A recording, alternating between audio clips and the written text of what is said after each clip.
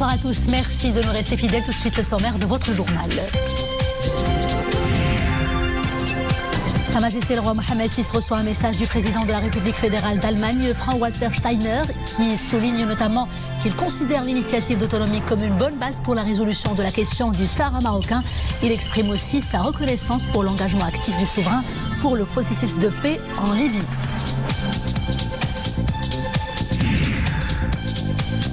Signature aujourd'hui à Rabat de la convention relative au plan de mise en œuvre conjointe de l'initiative La Ceinture et la route entre le Maroc et la Chine. Un plan multidimensionnel et hautement stratégique. Il permettra d'asseoir les bases d'un partenariat global allant du dialogue politique à une coopération sectorielle transversale. Covid-19, vous êtes de plus en plus nombreux à vous rendre dans les centres de vaccination pour recevoir votre 3e dose, également appelée booster. La dose de rappel est le seul rempart pour se protéger des formes graves du Covid dans un contexte épidémiologique de plus en plus inquiétant. À suivre également le portrait de Abir Azim, récemment lauréate du prix de la création littéraire en Égypte. Le cœur de la jeune écrivaine bat pour les causes humanistes et pour les sans-voix. De cette sensibilité naissent des livres très touchants, dont Zawraq al-Maut, l'embarcation de la mort.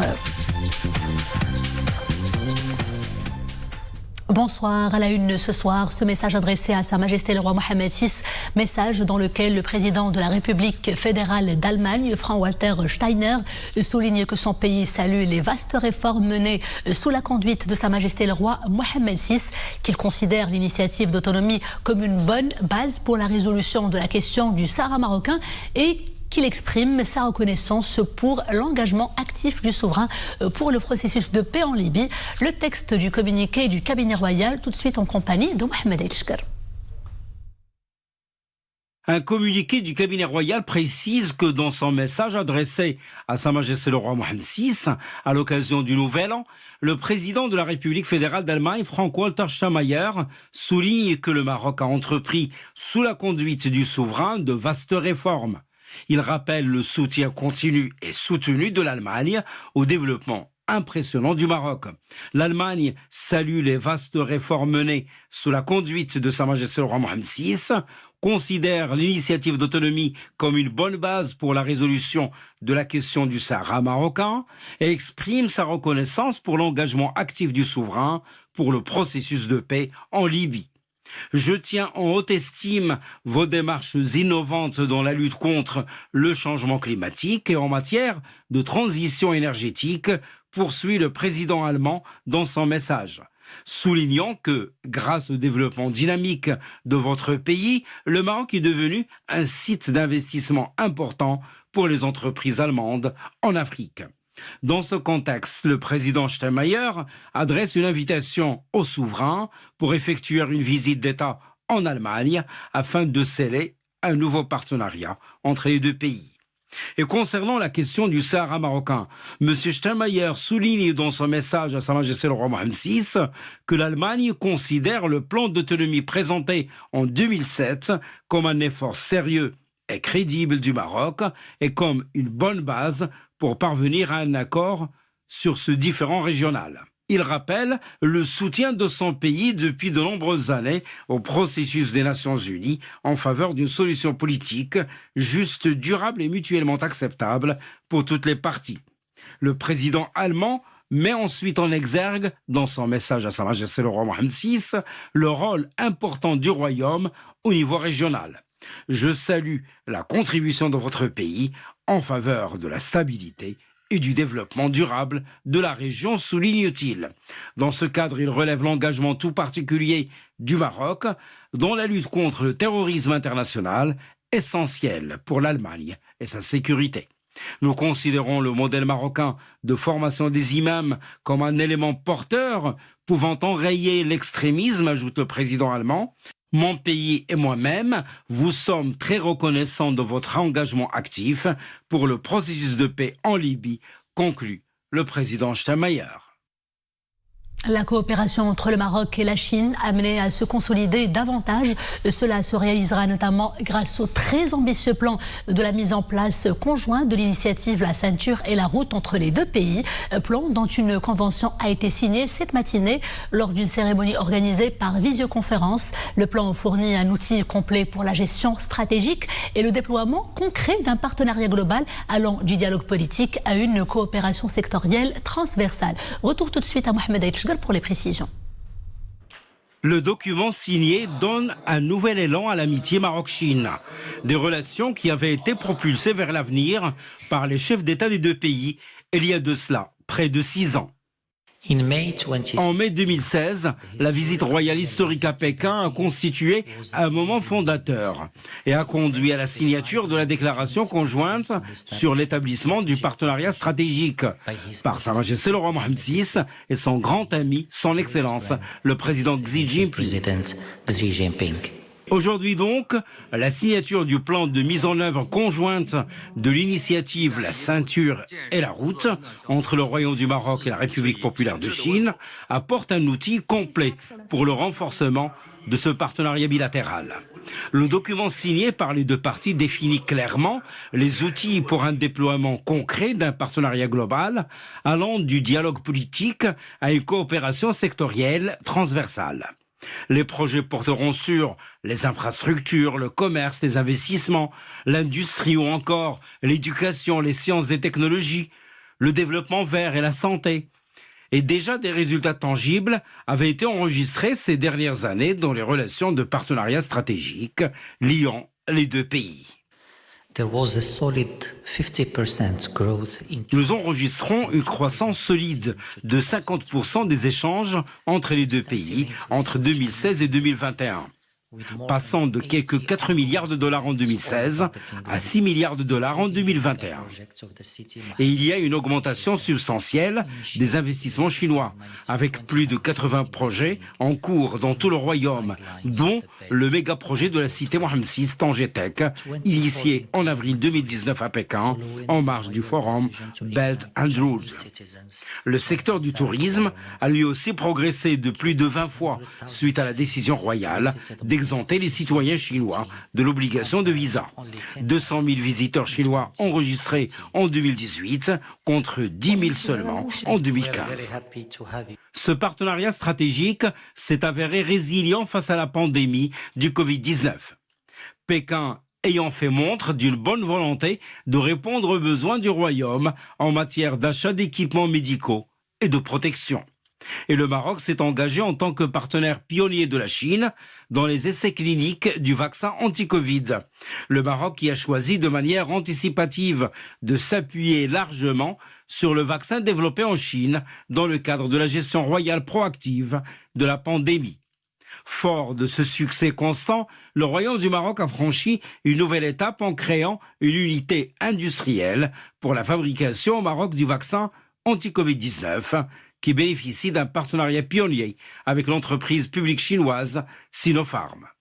Ce matin d'ailleurs, Nasser Bourita a souligné que cette unité industrielle contribuerait à l'autosuffisance et à la souveraineté sanitaire du Royaume, tout en consolidant celle du continent africain. La convention signée aujourd'hui prévoit d'ailleurs explicitement une coopération triangulaire au bénéfice du continent. Lancée en 2013 par le président chinois Xi Jinping sous le nom de One Belt, One Road, l'initiative La Ceinture et la Route a pour ambition de promouvoir de nouvelles opportunités de coopération entre la Chine et les 140 pays qui y ont adhéré. C'est en novembre 2017 que le Maroc a signé le mémorandum d'entente sur le Belt and Road, devenant ainsi le premier pays du Maghreb et l'un des tout premiers en Afrique à rejoindre l'initiative. Gros plan maintenant sur le Covid-19 et nous avons avec nous en direct du ministère de la Santé et de la Protection sociale le docteur Mouad Mrabet. Bonsoir Monsieur Mrabet, vous êtes coordonnateur du Centre national des opérations d'urgence de santé publique. Tout d'abord, docteur, les nouvelles infections quotidiennes se comptent par milliers depuis plusieurs jours déjà. Et quelle lecture faites-vous tout d'abord de l'évolution de ces indicateurs, de ces principaux indicateurs épidémiologiques ? Merci beaucoup, bonsoir. Bon, on peut dire que c'est confirmé maintenant, c'est bien confirmé qu'on est en pleine vague de transmission communautaire, de large transmission communautaire du SARS-CoV-2. Une vague, c'est la 4e semaine maintenant, une vague qui est caractérisée par une circulation concomitante de 2 variants, Delta et l'Omicron, avec un variant, ce dernier, l'Omicron, est en train de prendre la prédominance. Actuellement, on estime qu'il représente 69% de l'ensemble des contaminations contre 31% pour Delta. Mais ces proportions vont changer rapidement parce que l'Omicron prend le dessus rapidement. Et donc, voilà, on est à la 4e semaine de la phase ascendante d'une vague qui est très rapide. Vous avez constaté sûrement comment les chiffres changent très rapidement d'un jour au lendemain. Et donc, tous les indicateurs sont dans le sens de confirmer une vague qui était limitée jusqu'à la dernière semaine à un certain nombre de régions. Maintenant, la vague s'est déclenchée dans d'autres régions aussi, notamment au nord et au sud du Maroc. Très bien. Et au milieu de cette vague justement inquiétante, comment pouvez-vous qualifier la situation au niveau des services de réanimation? Et quelles sont les régions où la pression, on va dire, s'annonce particulièrement forte? Voilà, ce sont les régions où la vague s'est déclenchée en premier lieu. C'est la région de Casablanca-Stade, Grand Casablanca-Stade, et la région de Rabat-Salé-Kénétra. Puis par la suite, c'était la région de Marrakech-Safi. Je veux juste ajouter un élément très important qui caractérise cette vague, c'est le décalage de 3 semaines quand même entre le déclenchement de la vague dans ces 3 régions et les autres régions du Maroc. Ça, c'est un peu exceptionnel pour la première fois qu'on voit ça. D'habitude, il y a ce décalage, mais c'est pas 3 semaines. Ça veut dire que on aura des régions qui vont atteindre le pic, d'autres qui seront toujours en phase ascendante, et puis d'autres régions, ils vont entamer la phase descendante, d'autres. Donc c'est vraiment une propagation qui n'est pas très homogène entre les différentes régions du Maroc. Au niveau de services de réanimation, malheureusement, on commence à constater l'augmentation des nouvelles admissions en réanimation. On est dans les trentaines. Avant, c'était moins de 10 nouveaux cas par jour. Maintenant, on est dans les trentaines, 30 en moyenne, 30. Et ça va sûrement augmenter les jours à venir. Bien sûr, malheureusement, nous constatons qu'il n'y a pas de réaction de la part de la population pour le respect de mesures barrières, de mesures préventives. C'est toujours le même comportement, que ce soit en intervalle, que ce soit durant la vague. Et espérons que l'augmentation de la couverture vaccinale, il va s'amplifier, va augmenter beaucoup plus que ce qui est actuellement. Et également, ce qui est plus important maintenant, c'est que les cas actifs respectent l'auto-isolement à domicile pour ne pas amplifier davantage la contamination. Très bien. Docteur Mouad Mrabat, vous avez parlé dans une précédente déclaration d'un pic attendu vers la 3e semaine de ce mois de janvier. Est-ce que vous maintenez cette prévision épidémiologique à la lumière des données scientifiques dont vous disposez? Ou alors, d'après ce que vous avez dit tout à l'heure, ce pic, il sera plutôt local, régional et pas national? Parce que vous avez évoqué un certain décalage tout à l'heure. Oui, exactement. Il faut savoir que la courbe épidémique nationale est très influencée par celle de la région de Casablanca-Stade. Ça, c'est la courbe épidémique nationale. Et puis, en deuxième lieu, c'est la courbe de Rabat-Salé-Kénétra. Ce sont les 2 régions qui influencent beaucoup plus la courbe épidémiologique nationale. Donc, sur le plan, c'est-à-dire une moyenne nationale, une courbe, il n'y a pas de raison à changer les prévisions. Il n'y a pas de nouvelles données qui peuvent nous amener à changer les prévisions. Mais sûrement, le pic ne sera pas atteint à la même date au niveau de toutes les régions du Maroc. Je vous ai bien dit que certaines régions, la vague s'est déclenchée cette semaine même, ou bien la semaine dernière. Il y a cet intervalle de 3 semaines entre certaines régions, ce qui sûrement va influencer la cinétique de l'épidémie dans ces régions. Très bien. Et quels sont vos conseils à ceux qui nous regardent ce soir? Alors les conseils, il faut savoir que maintenant le degré de transmission du SARS-CoV-2 devient élevé. surtout dans les deux grandes régions du Maroc, les régions du centre, et sûrement malheureusement les autres régions ils vont rejoindre le même degré de circulation du SARS-CoV-2. Donc il faut se protéger. Ça veut dire quoi? Le degré de circulation, ça veut dire le risque de contamination est élevé, voire même très élevé dans certaines provinces. Et donc il faut se protéger. Voilà, se protéger, vous savez tous comment se protéger, mettre le masque correctement, laver les mains, éviter les rassemblements, respecter la distanciation. Il n'y a pas de mal à le rappeler. Et puis la troisième dose, la dose de rappel. Voilà, exactement. Il faut se protéger contre le risque de formes graves, de covidose grave. On a vu dans le bilan bimensuel qu'il y a des cas d'Omicron au service de réanimation. Aujourd'hui, on est à 9 cas au niveau de service de réanimation, malheureusement. Et puis, surtout, les cas positifs, les gens qui sont malades, prière de respecter l'auto-isolement à domicile, ne pas sortir pour ne pas amplifier, parce que ce qu'on a constaté dans le cas de Delta, c'est qu'il y avait une amplification par ce qu'on appelle le supercontaminateur. C'est vrai que la majorité respecte l'auto-isolement, mais il y a une partie malheureusement qui ne respecte pas cet auto-isolement. Voilà. Qui font du mal aux autres et cela n'est pas responsable. Merci beaucoup, docteur Mouad Mrabet, pour cet éclairage. Merci à vous. Focus sur les chiffres du jour. Pendant ces dernières 24 heures, 5618 nouveaux cas recensés et 5 décès sont à déplorer. Pour tenter de freiner justement cet inquiétant rebond des contaminations quotidiennes, la campagne vaccinale s'accélère. Pendant ces dernières 24 heures, le nombre des primo-vaccinés est à plus de 24,5 millions. Celui des personnes ayant reçu 2 doses s'approche de la barre des 23 millions. Et puis, la dose de rappel, la 3e dose, a déjà bénéficié à plus de 3 millions de personnes. L'inquiétant rebond des cas de contamination pousse certes de plus en plus de personnes à aller se faire vacciner, notamment pour la dose de rappel, mais cet engouement qui grandit petit à petit est soutenu par un déploiement d'unités mobiles de vaccination pour rapprocher l'offre de vaccins des citoyens, y compris dans les zones de montagne. Exemple tout de suite à Azélal avec ce reportage de Omar Jlaidi, Zakaria Moqin Billah et Nisri El-Hamdaoui. Sur les hauteurs de la commune Bni Mouayet, une unité médicale mobile parcourt des routes sinueuses. Arrivée dans ce douar situé en zone montagneuse, l'équipe médicale fait du porte-à-porte pour sensibiliser les habitants éligibles à la dose de rappel. Les bénéficiaires semblent enthousiastes pour se faire vacciner.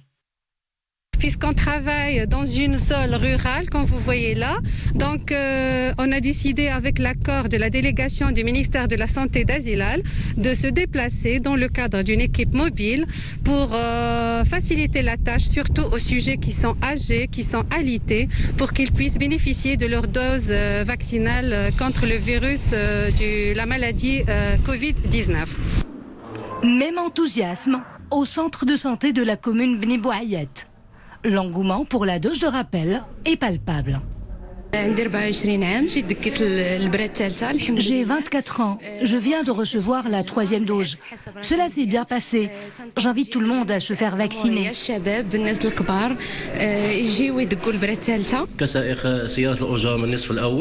Je suis conducteur de taxi. J'ai reçu la dose de rappel. De par mon métier, je rencontre beaucoup de gens et je suis très exposée. D'où l'importance du vaccin. À ce jour, près de 24 000 personnes ont reçu la 3e dose du vaccin anti-Covid-19 au niveau de la province d'Azélal. Le comité national chargé de l'exécution des sanctions du Conseil de sécurité de l'ONU en lien avec le terrorisme et la prolifération des armes et leur financement a été installé aujourd'hui à Rabat en présence de hauts responsables, des institutions concernées. Le comité est placé sous la présidence du ministre de la Justice et il comprend parmi ses membres les représentants de 15 instances gouvernementales, judiciaires, sécuritaires et financières. Le procureur général du roi après la Cour de cassation, président du ministère public Hassan Daki, a assuré que le nouveau mécanisme apporte une réponse à une série de problèmes juridiques résultant de l'absence d'un cadre opérationnel institutionnel intégré pour l'exécution des sanctions financières du Conseil de sécurité. Et pour sa part, le premier président de la Cour de cassation, président délégué du Conseil supérieur de l'autorité judiciaire, Mohamed Abd Nabawi, a salué l'installation officielle de cette instance qui démontre une volonté réelle de se conformer aux normes internationales en matière de lutte contre le terrorisme, de même qu'elle conforte la crédibilité du Maroc en la matière. Lutte contre le décrochage scolaire. Cette fois-ci, 89 bus de transport scolaire ont été remis à Bni Mellal, plus précisément à 79 collectivités territoriales relevant des zones montagneuses et rurales de la région de Bni Mellal-Khnefra. Cette flotte est d'un coût global de 28 millions de dirhams. L'initiative aidera aussi à lutter contre le décrochage scolaire, mais aussi à développer l'offre éducative dans la région en créant des écoles communautaires, des internats, des cantines et des établissements d'enseignement.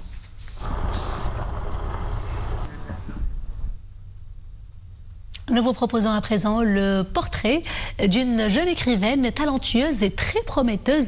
J'ai nommé Abir Azim. Pour elle, l'écriture n'est pas uniquement une affaire de belles lettres qui se suivent, mais un moyen de sortir de l'adéquation de soi, de raconter l'intranquillité de la vie et surtout de s'engager en étant du côté des marginaux, des invisibilisés et des sans-voix. Immersion tout de suite dans son univers littéraire en compagnie d'Imaslaoui Abdelali Ayad sur le commentaire de Nisri El-Hamdaoui. Tout a commencé pour Abir par une passion dévorante, la lecture de romans. Il paraît que l'amour des mots a éveillé chez elle un don somnolent, celui de l'écriture romanesque. À 12 ans, Abir se lance comme une grande dans cette expérience nouvelle. L'épreuve du confinement provoqué par le Covid l'a poussée à écrire des pages et à imaginer des dénouements. Les choses qui m'ont beaucoup affectée pendant les temps les plus durs de la pandémie, c'est tout ce que les enfants avaient enduré. Malgré leur jeune âge, ils avaient compris tout ce qui était en train de se passer autour d'eux. Ils avaient saisi le chamboulement du monde à l'ère de l'épidémie. Leur vie n'a pas été épargnée. Des prix, Abir en a raflé. A commencer par le Grand Prix national de la lecture au Maroc, puis tout récemment le prix de la création littéraire en Égypte. Sa nouvelle Zawraq al-Maut, traduisez l'embarcation de la mort, lui a valu cette belle distinction. Son œuvre met en avant des personnes sans voix, les émigrés. Zawraq al-Maut ou l'embarcation de la mort, c'est une histoire qui traite d'une triste thématique. Mais moi, je l'ai voulu charger d'espoir. C'est l'histoire d'un jeune homme marocain qui a décidé de quitter son pays et d'aller tenter sa chance en Europe. Il entame donc son voyage à bord d'une embarcation. Et depuis, sa vie bascule. Ses choix littéraires sont guidés par l'actualité, mais aussi par les liens qu'il tisse au gré de ses rencontres dans l'univers livresque. Nous nous sommes liés d'amitié grâce à notre amour pour la littérature et la création. Nous avons des talents en commun. Pour moi, c'était comme si j'avais croisé mon âme sœur. Il lit mes livres et je lis les siens.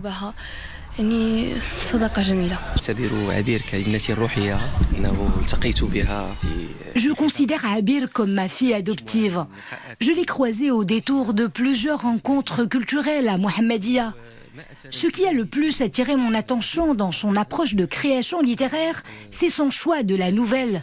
Ce n'est pas évident d'opter pour ce genre littéraire qui se base sur un fort esprit de synthèse. Et Abir a cette vocation. Abir est aujourd'hui la plus jeune écrivaine du monde arabe. À pas sûr, elle trace son chemin et écrit le plus beau rêve de sa vie, celui de devenir une romancière connue et reconnue. Et pour cela, nous lui souhaitons beaucoup de chance, beaucoup de courage, d'inspiration et une imagination débordante. C'est la fin de ce journal. Merci de l'avoir suivi. Je vous dis à demain, toujours avec grand plaisir. D'ici là, portez-vous bien.